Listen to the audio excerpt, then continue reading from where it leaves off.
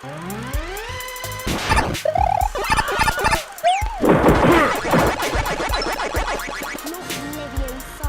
and controllers. Calling Capes and Controllers. I'm Michael Himes, and I'm joined by Jake Helmen. Howdy dooley. And Adam Pannel. Howdy.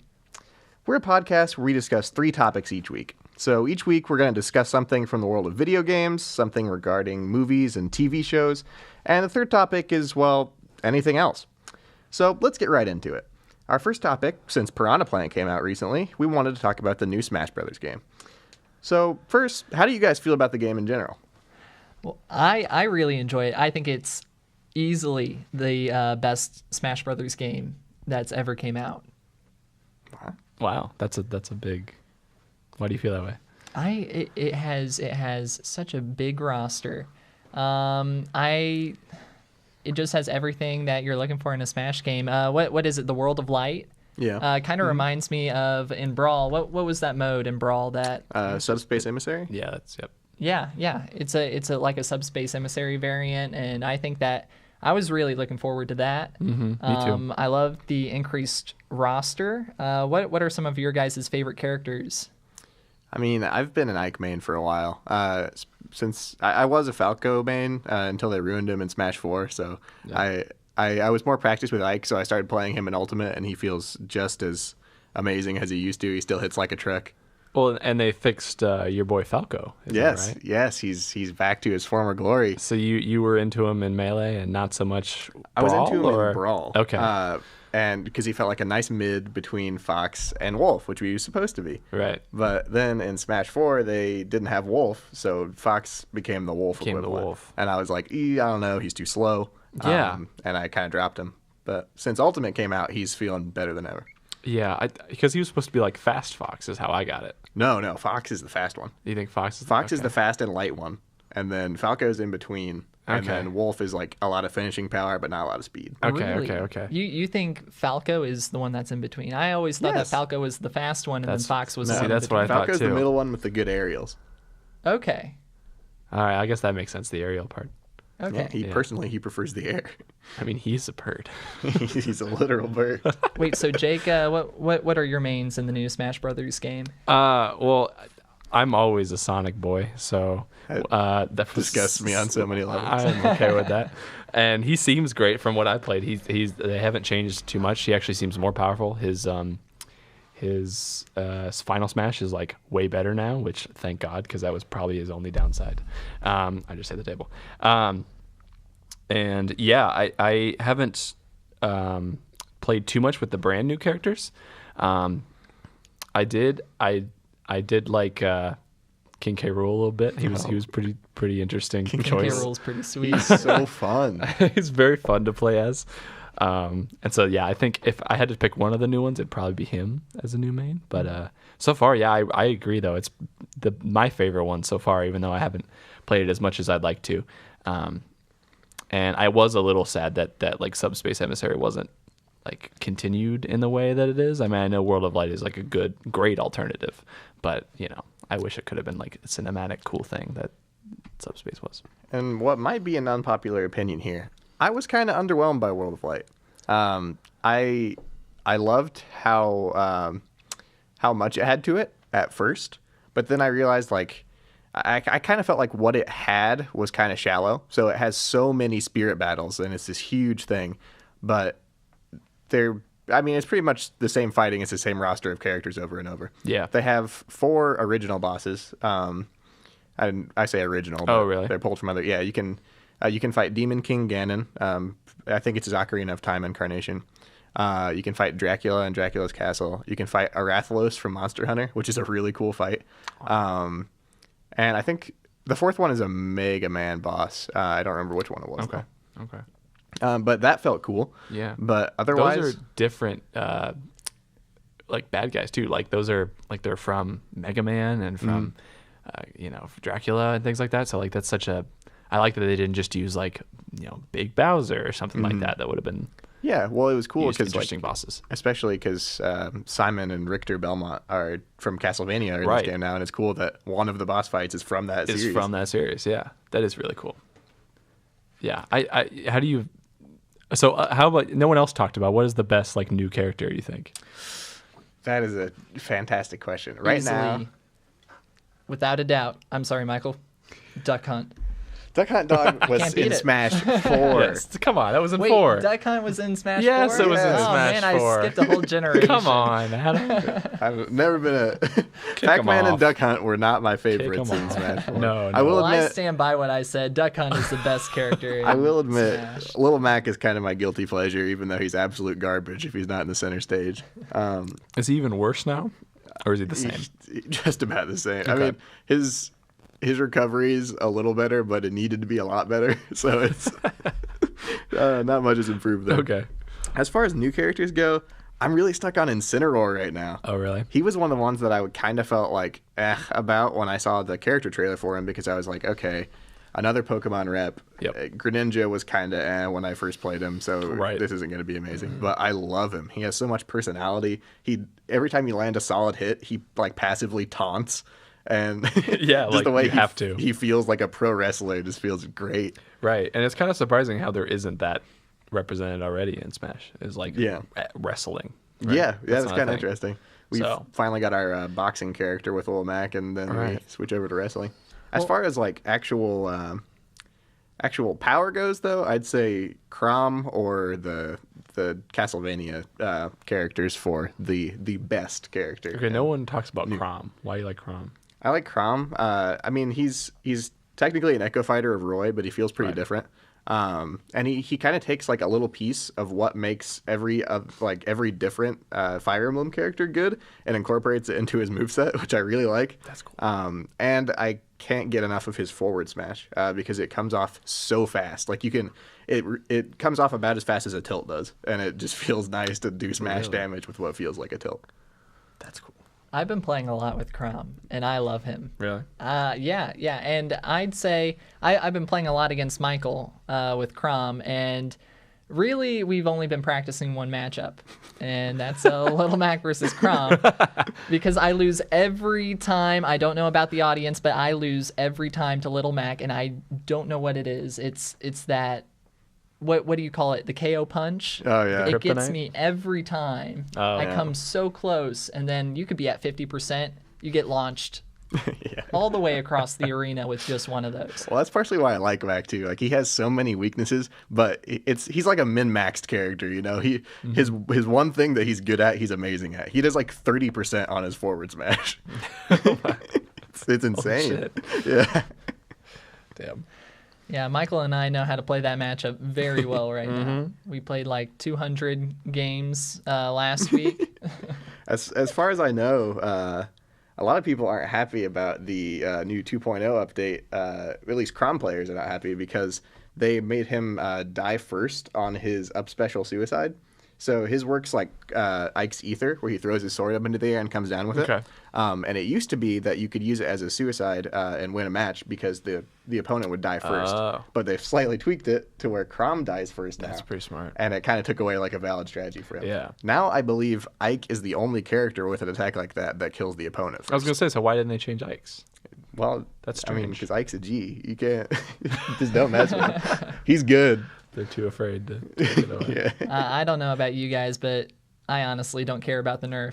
I mean, if I'm falling off stage and I'm trying to spike an opponent, I mean, I'm gonna die anyway. I can't tell you Yeah. how many times I've just fallen off the stage. I wouldn't consider myself a high enough level player to even feel any of the nerfs that came out in 2.0, so I'm not very concerned about it. Really, is it all Yeah. very slight? I mean, yeah, you could call them buffs and nerfs very Yeah. loosely, but it's mostly like you get more frames where you can grab onto a ledge off of your up aerial, and it's very, very slight. Yeah, I think Michael, you were telling me the other day. You know, you were talking to me about Chrom, and you were like, "Oh, after the update, oh wow, this character he jumps like half a centimeter less than what he originally did." You know? Amazing. And you love that one stage too, don't you, Michael? What, the Mega Man stage? Yeah. Yeah, well, because Mega Man music is, in my opinion, the best music in the game. I mean, Mega Man has so many good tracks. It's true. I think it's called Flash in the Darkness. It's like the first. I want to say it's the first Wily Castle stage from Mega Man 7. Okay. That the remix of that song in this game, it's a bop. It gets me going every single time. And thankfully, because they added Omega mode in Smash 4, now any stage can be Final Destination. You know, so it's nice to be able to. I still would like for music to be universal. I get that stages have like their theme music from their game, but I'd like to be able to play on a stage and just like set up a playlist of songs that I really like. Right. But Because they have a playlist feature. You think that they could just add that to as far as new characters go, the newest of the new, Piranha Plant, has been out for about a week now, and he is something. I've played a lot of matchups with him, and while I don't think he's going to be one of my new mains, I do think he's pretty fun. He's faster than I expected him to be, and I kind of like the way that he moves. He's very weird to fight against, which is kind of a negative thing for the player and the person you're playing against, just because he's kind of weird to get a handle on. His rhythm's kind of different, but he's an overall interesting character.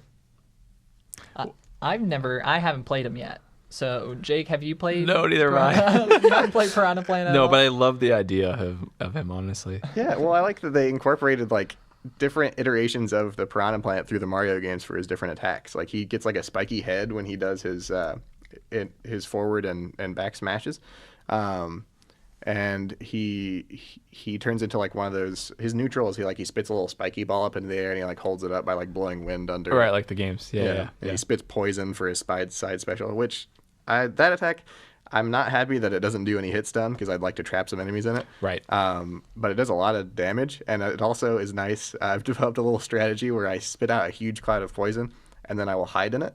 And then I'll use his down special, which extends his head really far out. Yeah. And they can't see you charging it up because you're inside the poison cloud. Oh, so that's perfect. a cool little setup and finish. Now, I will say, I didn't expect Piranha Plant to be in this game. Nope. I know you guys definitely didn't expect Piranha Plant to be in this game. Yeah.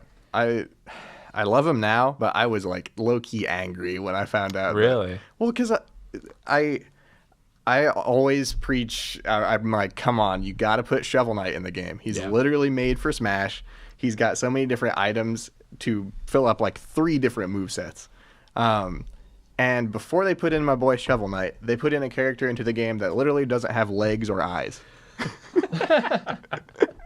Okay. You want to add in Shovel Knight. What about you, Jake? What characters would you like to see with the DLC? It does seem funny talking in general that they there's a few of them that are so easy that they could take to add in this game, but they seem to be circumventing it and taking the most difficult ones. You know what I'm saying? Like, I mean, I'm not a big fan of him, but like Toad. How long has Toad been playable in Mario games?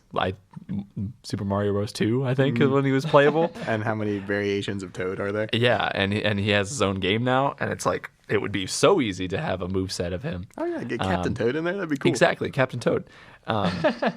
So, like, you know, they could easily put him in the game, and it's like, you know, stuff like that, but they went for Piranha Plant instead. But I mean, I feel like Toad would have this problem, the same thing as Captain Olimar, where it's like, oh, you're playing Toad. I mean, it's not as cool as Sure. you know, Donkey Kong or It's not as fun. King K. Rool. I mean, I'll That's admit, true. playing like a little mushroom guy isn't going to be as intimidating as playing like a little gorilla or crocodile. Right. But, Well, but they added in Isabella, so yeah. I mean, you can't really give that. Isabel's a monster, dude. Don't underestimate really? Isabel. Yeah, that stupid side special she has where she throws the friggin' fishing hook over you. And Oh, yeah. It works as a grab. It is terrifying. I'll tell you guys what. 2 characters I want to see in the DLC. Mm-hmm. Wolf Link and Midna.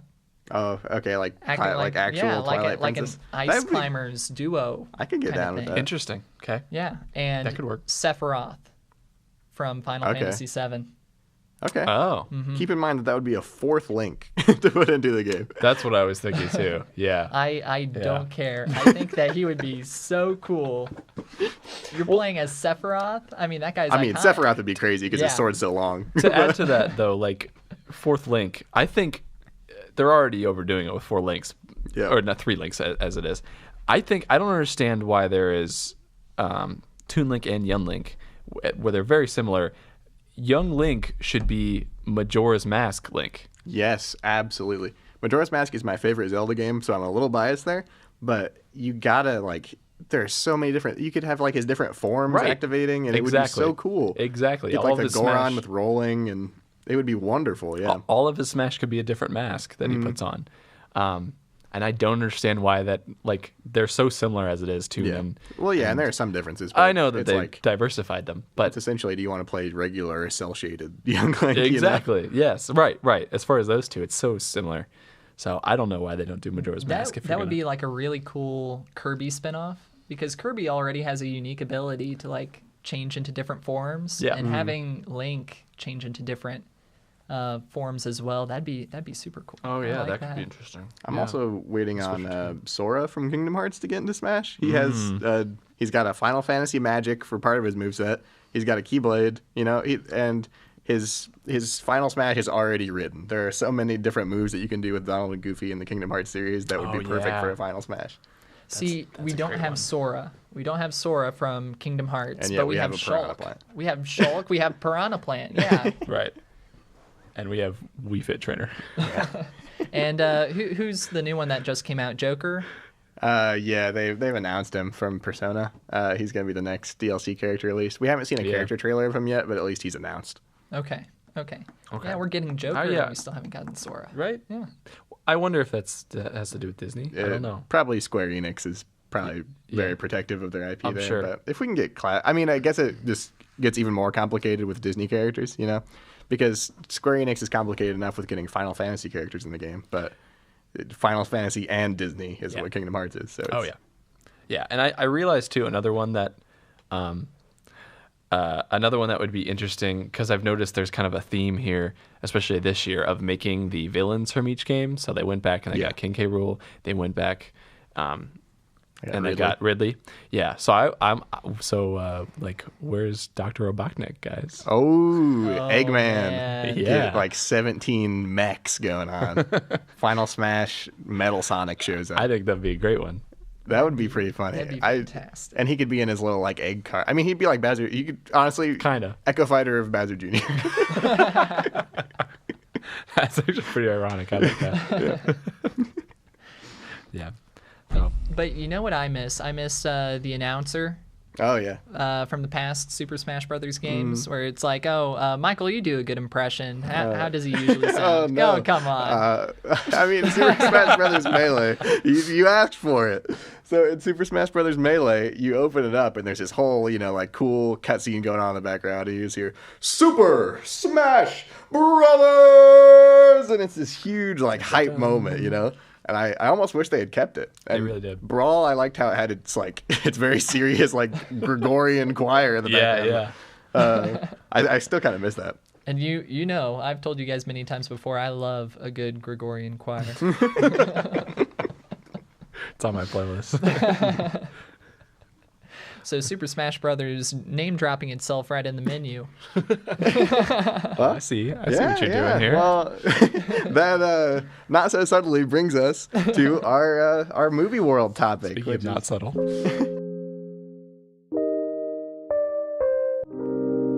We're talking about movies name dropping themselves, and what brought me to think about this is Suicide Squad, which is it's become a huge meme about how horrible. I mean, people just didn't like Suicide Squad in general, but the name drop in that movie was so cringy. You get Will Smith, and he's sitting there. The concept of the Suicide Squad is explained to him. You have to go into a dangerous area to do missions that people usually die on. Avoiding saying the word suicide, because suicide mission is the literal thing they're talking about. But then, I mean, he does the equivalent of staring right at the audience and says, "So you're saying we're some kind of Suicide Squad?" Okay, roll credits. Will Smith dabs and the screen goes to black. So you're saying this is some kind of the Avengers Endgame? Yeah. Yeah. Are you saying we're some kind of capes and controls? Don't you It's know? just so unsubtle. I'm Amazing Spider-Man too. Yeah, I feel like some movies are exempt from that, but there are so many examples of movies that just blatantly saying their own name. And I will give a pass to movies that are named after their protagonist, because not saying the word Godzilla in a Godzilla movie would be a toughie. Yeah. Oh yeah. But What is this? Some kind of Godzilla? yeah, you know, we have the characters running and screaming, and then we have this guy stopping in an alleyway. He looks into the camera. It's some kind of Godzilla.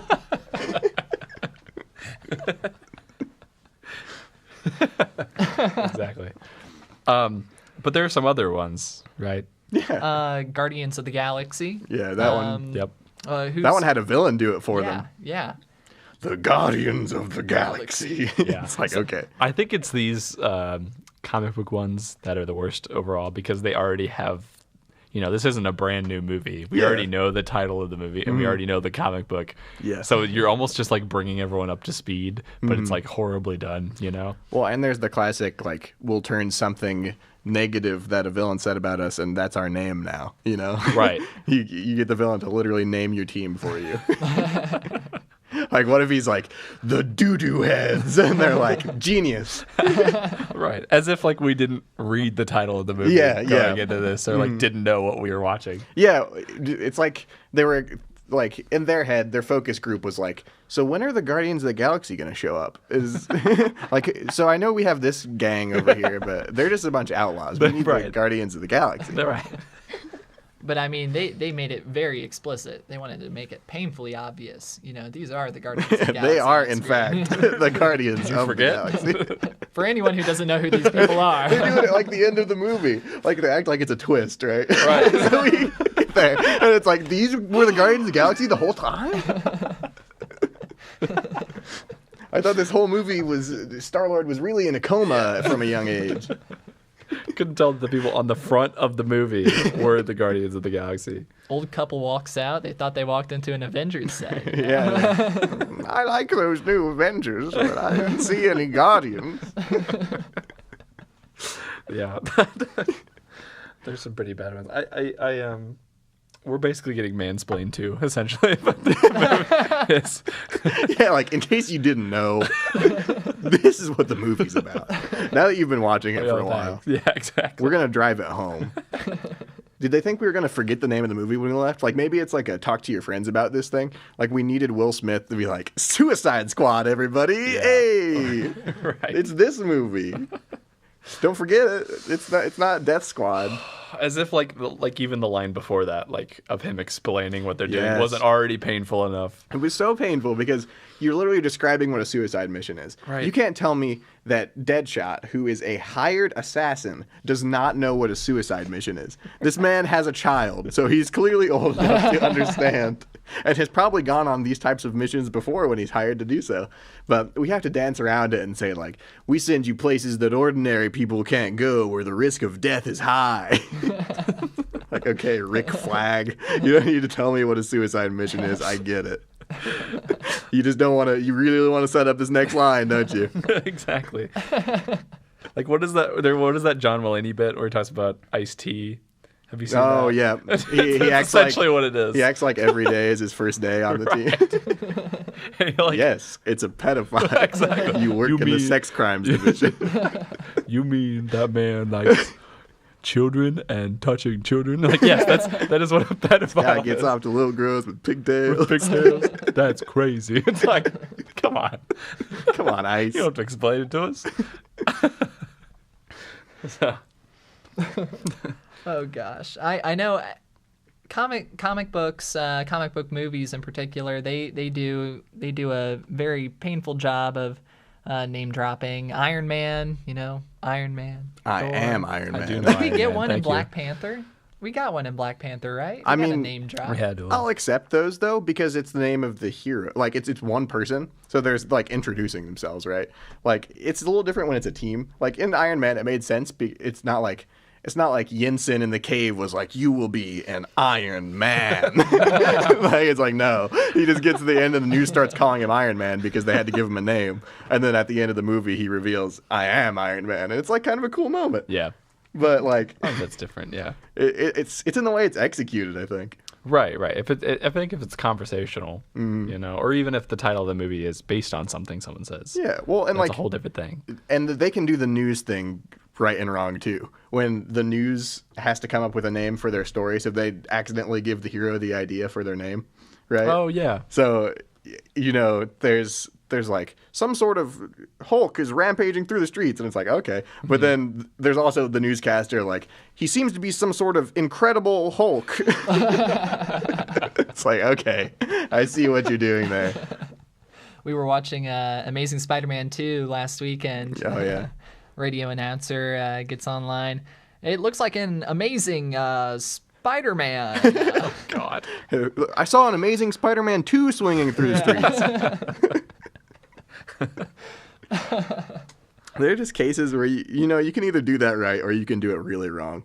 Like, it's either acceptable or it's horrible. There's no, like, moment, like, there's, like, every once in a while you can get, like, an Iron Man moment where it's like, yeah, he is Iron Man. but otherwise, it's like, yeah, I know. I paid to see this movie. Yeah, like I realize what I'm watching. Thank you. So I think these comic book movies, they're terrible at name dropping, but that brings us into our next topic, comic book adaptations to other media. And specifically, I think what we want to talk about, the new Aquaman movie that just came out. What are your guys' thoughts on that? I was really disappointed by Aquaman. There was like a lot of, after it came out, people were saying like, hey, this is a step forward for DC. This wasn't horrible, you know. Right. It wasn't getting the Batman versus Superman, like, what the heck did I just see? But I was the reverse. I thought Batman versus Superman was kind of okay when I left it, and I hated Aquaman.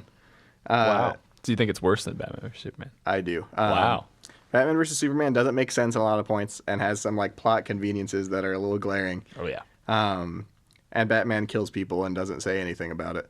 But Aquaman was literally the most generic fantasy plot that I've ever seen in a movie.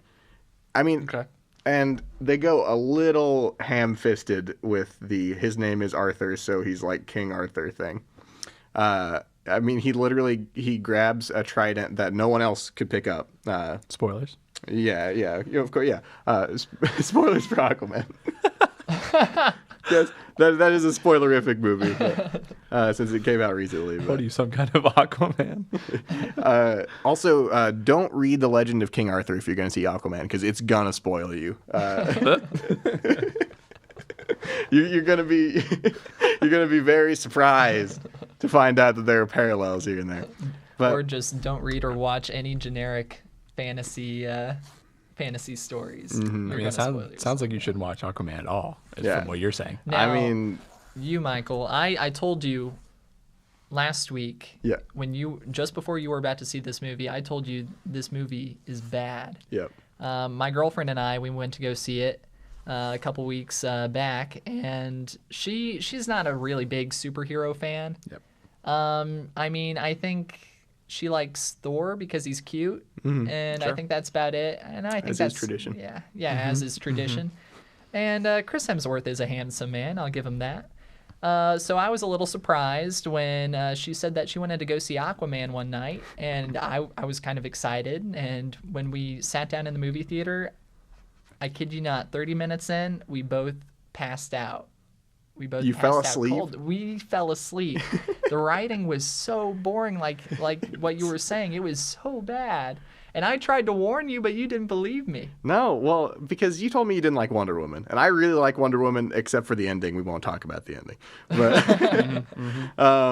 But, Wonder Woman's great. I was like, no, I really like Wonder Woman. You're wrong. Aquaman's going to be good. And I went into it thinking it was going to be really good. And so I was, because of all the praise I had been seeing about it. Sure. And I was just sitting there like imagine me sitting in the movie theater and like I start out with a really big smile and it slowly like fades and turns into disappointment as the movie goes on.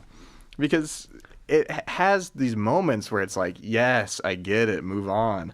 They say the same line about him like bridging their two worlds like 6 times in the movie.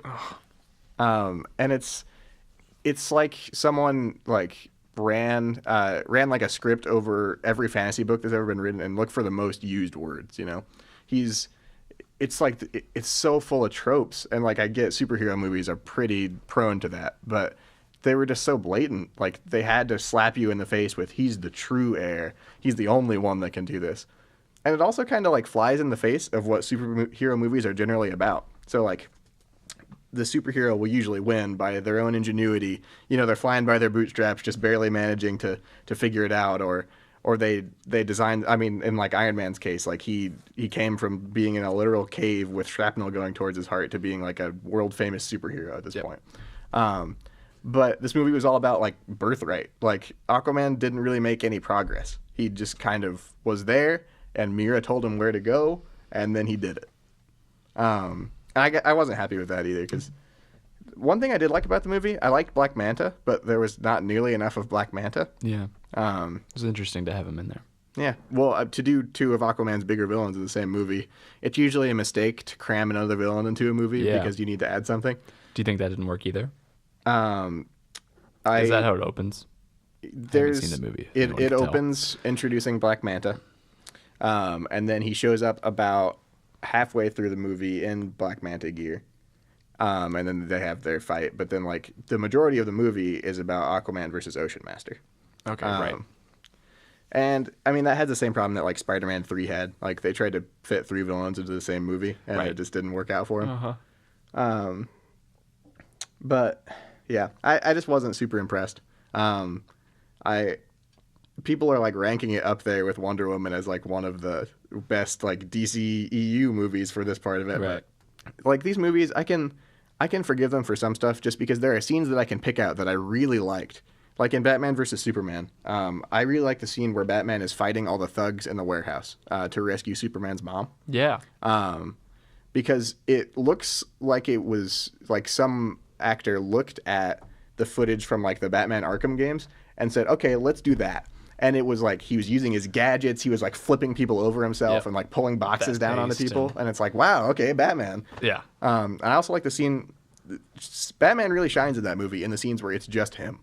The scene at the beginning of the movie where like the police, you're at the police's perspective and they're going through this like drug den where Batman has just rescued these people who were like I think it's like a human trafficking ring, and they're all like locking themselves inside of this cell because they're though he saved them, they're still afraid of him, and he's like this huge like imposing presence like up on the ceiling corner, watching down on them. And it's like, wow. Yeah, that was a cool moment. I think there's a lot of. I agree with you actually. I think there's a lot of cool moments in that movie. And Batman versus Superman. And Batman versus Superman. Remember that movie very differently. I know, and I know that is an infamous movie. I don't think it's a good movie at all. It is better than Suicide Squad, which I think. Suicide Squad. You agree with that, Adam? Batman versus Superman being better than Suicide Squad. That's kind of a hot take. Known to any listeners out there, I am super hard on anything that has to do with Batman. Batman is my favorite superhero of all time. Mm-hmm. So when I saw his portrayal in Batman versus Superman, and I loved Ben Affleck. Mm-hmm. Without a doubt, he was R.I.P. He looked like he would have been a great Batman. He's out of there. Yeah, he left the DC universe, right? Pretty recently. He hasn't wanted to be Batman for a couple of years now. And that's disappointing. Like, DC's universe is falling apart. I loved his portrayal of it, but the sequences, if you have to rehash Batman's origin story one more time for me, I think I'm going to go crazy. Well, that was one of the strengths of Spider-Man Homecoming too, is that they didn't do the origin again. Mm-hmm. Right. It's like it's a little meta because we assume the audience knows, but the audience knows Spider-Man's origin. Yep. Uncle Ben died indirectly because of him. Oh no. Power, responsibility. Here we go. You know? Yep. But I mean, in Batman versus Superman, we had him literally floating out of a cave in a sea of bats at the beginning. We had a montage of young Bruce Wayne flying, and I was like, at first I was like, oh, they're doing a flip the script thing where this is actually like young Superman, because it's like, oh yeah, it's Batman versus Superman. It looks like Batman's origin. That was my but thought too. Really, you know, we're subverting your expectations, and now it's Superman. But nope, it's just a dream, and it's Batman. See, they take it. It was just so dark. All that entire movie, it was just so dark and gritty, and the writers, I don't think that they even knew where they were taking it sometimes. Well, they turned the lights so low that you couldn't see what was going on. Yeah. I mean, it was that dark. The only thing you could see in the movie were the glowing lights out of Batfleck's armor. Exactly. Which shine way too bright. Yeah. Also so loud, by the way. Yes. Like the most metallic noise ever. Yes. And even some of the fight scene between him and Superman were cool. He's like doing this crazy stuff where he like sets up these like sound cannons to deafen him because he knows his hearing is super precise. And it looked like The Dark Knight Returns, you know? Right. It's like an older Batman trying to deal with Superman with all the tech that he has. Right. But the rest of the movie just couldn't like live up to those scenes. And I feel similarly about Suicide Squad. I do think that Batman versus Superman is better. But I think there were some bright spots. I honestly kind of enjoyed Will Smith's performance as Deadshot. I didn't like some of the dialogue they wrote for him, but I think he's a believable Deadshot, especially for like a semi-different take on the character.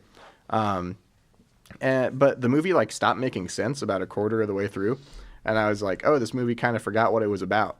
And so like the fact that like I'm seeing all these characters deliver their cringy dialogue, but also I have to try to figure out what this movie is anymore the whole time was just like exhausting. Yep.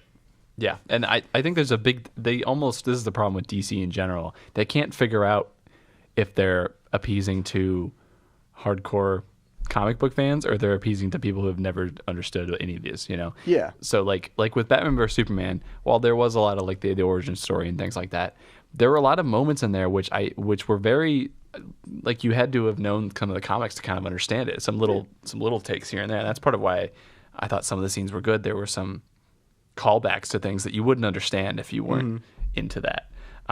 But then there's contrast that with Suicide Squad, where it's just like completely started from zero, and you don't understand anything about any of these people, and you're not expected to. Yeah.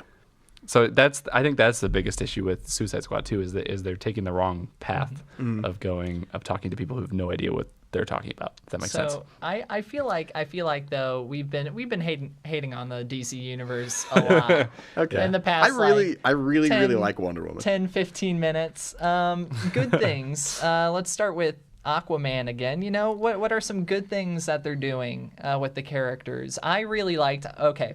When I saw Jason Momoa in the classic Aquaman suit, he actually looked really good. I thought it would look kind of campy. Mm-hmm. I wasn't sure if it would look kind of cheesy or what, but when I saw him in it, I was like, yes, that looks like Aquaman. And it kind of like, the weird thing is he managed to hit like a perfect medium there. So it was like, I expected, you know, if it was like a clean-cut blonde dude like Aquaman is, or like Aquaman sometimes is. Sometimes he's a crazy underwater tribal shaggy with a beard and he has a hook hand guy. Right.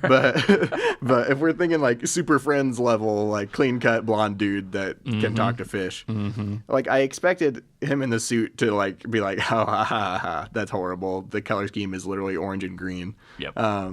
But he like putting Khal Drogo from Game of Thrones in the Aquaman suit somehow made it believable. I was like, okay, he looked good in the suit. And Jason Momoa was a bright spot of that movie. Yeah, he was charming and funny in the scenes, and like I believe some like the interactions with his dad were like really believable, and there was a good relationship there that like tied him more to the surface world because he in fact he identifies more with the surface world because he actually doesn't like the Atlanteans for most of the movie.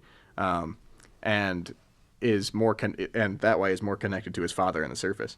And I thought that was cool. I thought Black Manta was cool. And that movie is beautiful. The movie looks so good. I wish the writing had matched it. There's this one scene where Aquaman is diving underwater with a flare, and it zooms out and shows you this beautiful like zoomed out scene where a whole bunch of like fish people are coming after him. Yeah. And it's shot so well and looks so pretty. And I was like, oh man, I wish this was with a better movie. I think another bright spot of the Aquaman movie was the special effects. Oh, absolutely. It looked like an underwater Star Wars. Mm-hmm. The water looks so good, and the big scale battles looked like Star Wars. Like it was like, whoa, okay. Yeah, and it's cool. I was really intrigued. I wish they would have focused more on this, on like this underwater world. Yeah. Because we get to see Atlantis for like 5 minutes and then it's gone. Yeah. I wish we could have explored more of it because it was just so interesting and there were so many good things and themes throughout that movie. Like when spoiler alert, when I think Mira, we're past that at this point. I think we are too, but just in case anyone's anyone's listening in past this point, when Mira and Aquaman, when they reach that border wall, I thought there was going to be a big theme about immigration Oh. at one point. I don't know. What did you guys think? Well, I mean, Jake hasn't seen it. No. But there was like, I guess I kind of get that because they went into like very specific detail talking about how it was very hard to get into Atlantis, and then they immediately get in and out of Atlantis very easily. I mean, they get chased for one part of it, but it's like Mira's like, nobody can ever get over this wall, and even Aquaman is like, you said it was going to be impossible to get over that wall, and she's like, no, I can do it. And it's like, then why would you tell him that it was impossible if you thought you could do it? It's impossible, but I can do it. It's impossible, but I'm desperate now, so it's very possible. It's just hard. You just stop substituting impossible for the word hard. It would be difficult to get over that wall, but definitely not impossible. Yeah, it's really sad because Aquaman is my favorite superhero, and I have not seen the movie. Aquaman's your favorite superhero. I love Aquaman. I can get that. Aquaman's so cool. No one ever talks about him. That's kind of why anyone I like him. who has read an Aquaman comic for 2 minutes knows that he is not like his Super Friends portrayal. He's not like the member of the team that does nothing and talks to sharks sometimes. Exactly. Yeah, You know? that's the problem. Is he's The always dude's portrayed got, so like- weird. He's got like Herculean strength. He can move super quickly underwater. He's a Yeah. literal king. Yeah. You know? He's so many cool powers and things Yeah. like that. Not just talking to fish. He can actually do things. And yeah, I also, talking about his portrayal, I thought I was weirded out at first of what's his name? Jason Momoa. But yeah, I can totally see it working in Justice League or whatever. I was like, wow, this actually works, and I'm very happy with how they portrayed him. So, but yeah, in general, I think DC is doing something wrong with their. But so what is, if Marvel is the opposite, which maybe it isn't, but how, like, what is the differences there of turning a comic book into a movie? You know what I'm saying? What is DC doing wrong that Marvel isn't doing? Marvel is sometimes the opposite. I mean, there are some movies where you can say no one will ever judge a Marvel movie as harshly as they judge a DC movie because their tastes got soured after Man of Steel, and everything after that just made them hate it more. Yep. But what Marvel does right in a lot of their movies is that they accept how campy comic books are. There's stuff that happens where you're like, that is so like not even in the realm of possibility, but you look at it and you're like, that's a comic book moment right there, you know? And the snappy dialogue is part of it. People loved at first, and then now, like, ironically talk about the Joss Whedon snappy dialogue that's in like every Marvel movie. Yeah. But it worked, and it got people like endeared to the characters. That's part of it too, I think, is they make their characters very, very human. You Yes. see their flaws on screen, and you understand what they're doing to get around them. And so you're attached to the character with the added bonus that they're a really cool superhero. Yeah, they all have problems that are very visible, and not so with And DC. I've not always been happy with Sony's handling of my boy Spider-Man. I didn't like the Amazing Spider-Man movies very much, but they absolutely killed it with Into the Spider-Verse. Mm-hmm. That movie has something for everybody. Like every 2 seconds, I was like, comic book references everywhere. But the people with me that don't read comics and like don't even follow superheroes that closely got something out of that movie too, because it was so human, and it just showed the voice acting was phenomenal. The soundtrack was really good. Yeah. The animation was amazing.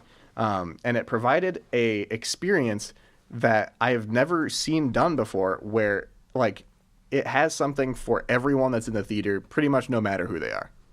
So you're more of a comic book reader than I am, or at least know more about them. Mm-hmm. Does Marvel, is that a normal thing for Marvel? Like, how often do they throw in kind of obscure comic book references To comics themselves? Yes, like things that only someone like yourself would get.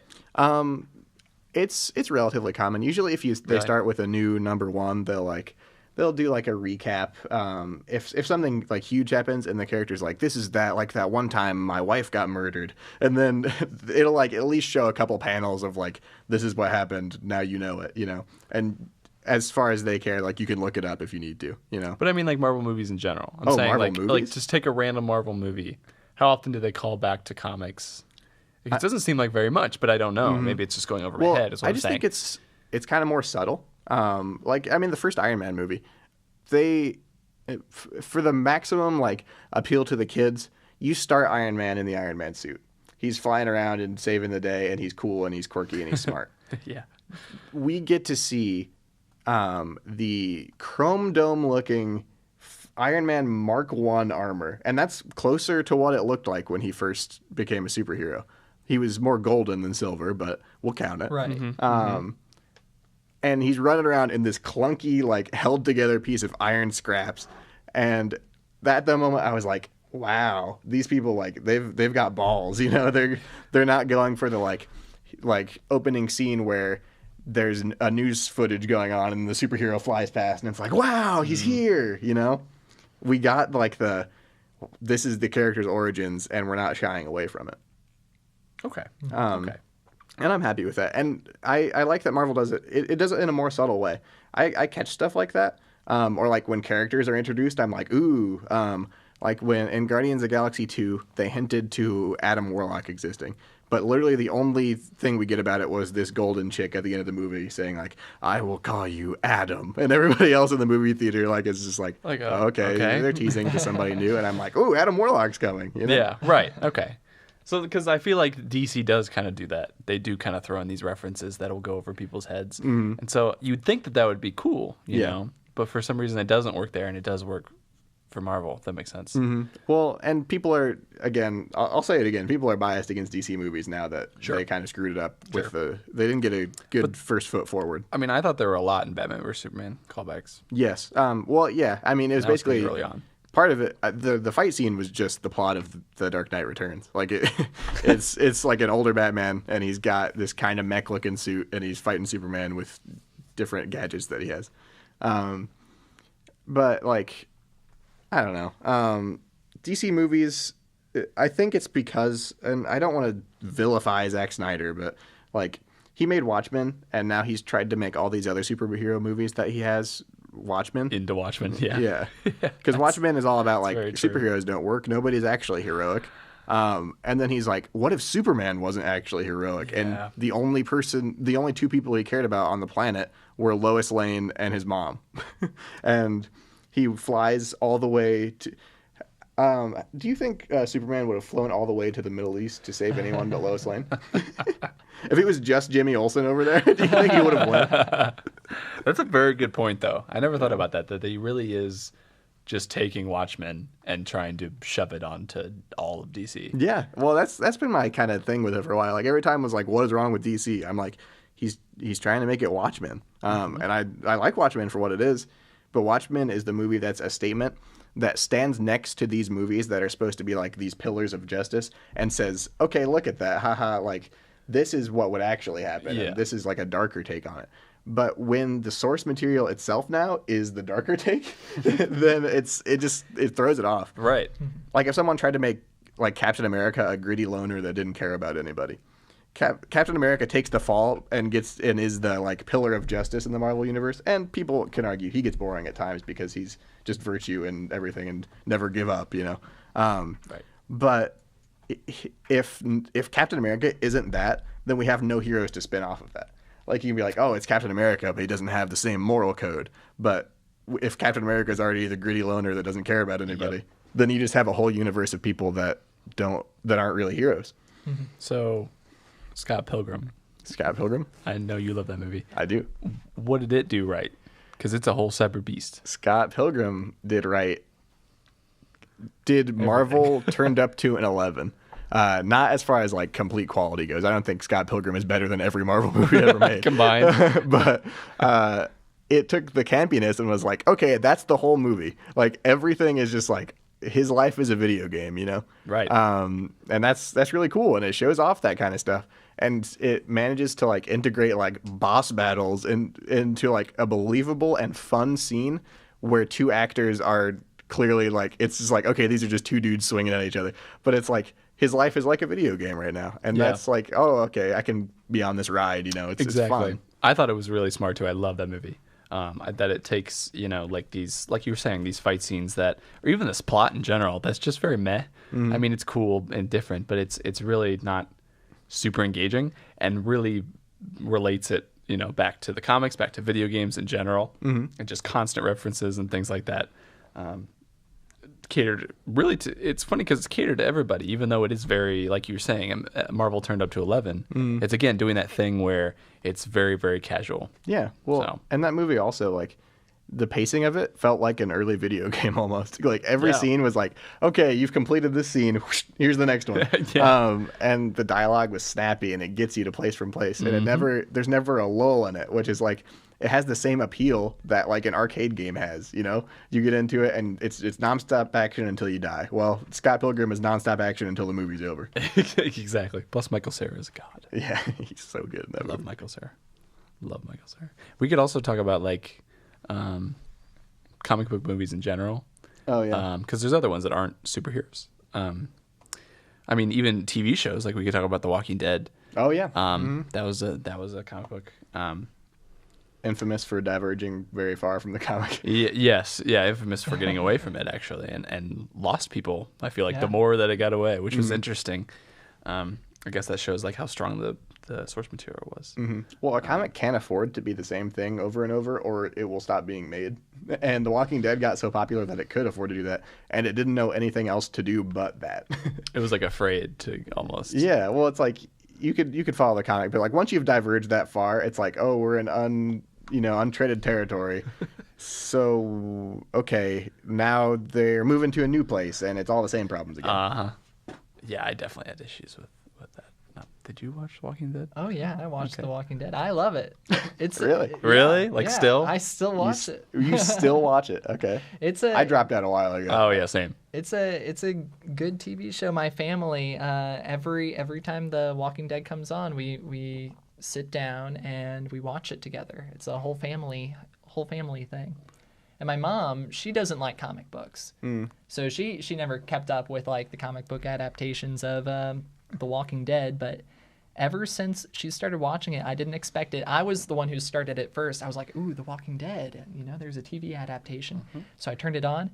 And then my mom sits down next to me and she's reading, her romance novels. And then she turns to me and she said, "What's this?" And I said, "Well, it's The Walking Dead. You said, they're in "Mom, this- it's just like a romance novel." Yeah, it's just like a romance novel. You'll love it. It's What are those? The Walking Dead? It's The Walking Dead. And mom, I know you're probably listening to this. I just didn't expect you to like it, okay? I didn't expect you to like it so much. And then it turned out, every single day we would sit down on the couch, we'd binge like 10 episodes of The Walking Dead together. And she's a super fan now. She Really? even has her own mug. Yep, she has her Awesome. own Walking Dead mug. She loves it. So it's kind of Even in still liking the show, do you notice that it's the same show over and over, but you just still like it? You know what? It got repetitive, and this is a spoiler alert for anyone moving forward. Adam is nothing but spoilers today. When it got repetitive before Rick left the show, and the couple seasons leading up to that, it just felt like the same thing over and over and over again. And then when Rick comes out, we have this huge time gap. Then I feel like it just sucked me back in because it felt like with time gaps, it just makes the characters feel so fresh. That's fair enough. Right. They've starts it lived over. so many different experiences that you don't really know these characters anymore. They're not the same ones that you grew up watching this show. Oh, that's fair enough. There's an animated show called Young Justice, which is also like a comic book adaptation. It's like generally like the children or like younger characters in the DC universe, and like they're supers, and it's kind of like the Teen Titans concept. You get a team together and they want to be the real superheroes, but they can't yet because they're not the real superheroes. And that show, like the second season of it, had a huge time skip in it. And it was like, oh, everything is different now. Like, what the heck did I miss? In the middle of the season? No, the second season did. Oh, okay. And I do like that it can add like an element of like what happened, and that can leave audiences feel disoriented sometimes. I know some people that hate time skips, and it's like, so you just wanted an excuse to change everything up, and you weren't good enough to show it to me on screen. True. sometimes. But I think it can, when done right, it can add freshness to like a lot of different stories. Yeah. No, I totally. Was talking about this in a film class recently about fading out and kind of fading back in and not necessarily knowing where you are. I think it's totally a thing that you can do effectively. It just has to be done right, like you said, and because it gives a sense of like, where am I? What happened just now? And it draws the people in. So I think it could be done right if it's done right. Yeah, there are a lot of different comic book adaptations, other stuff out there. There are countless TV shows and movies, and these are just a couple examples of the worst of the worst, and in my opinion, some of the best of the best. I'm gonna we come didn't out. even get to Superman 64, which is what I wanted to talk about. Superman 64, your favorite game, right? Yeah, the best game, the Superman game Sonic ever made. Man in Smash, and Aquaman is your favorite superhero, and Still Superman better than 64. Man of Steel. Ooh, harsh. I'll come out and say that I unironically love the Tobey Maguire Spider-Man movies,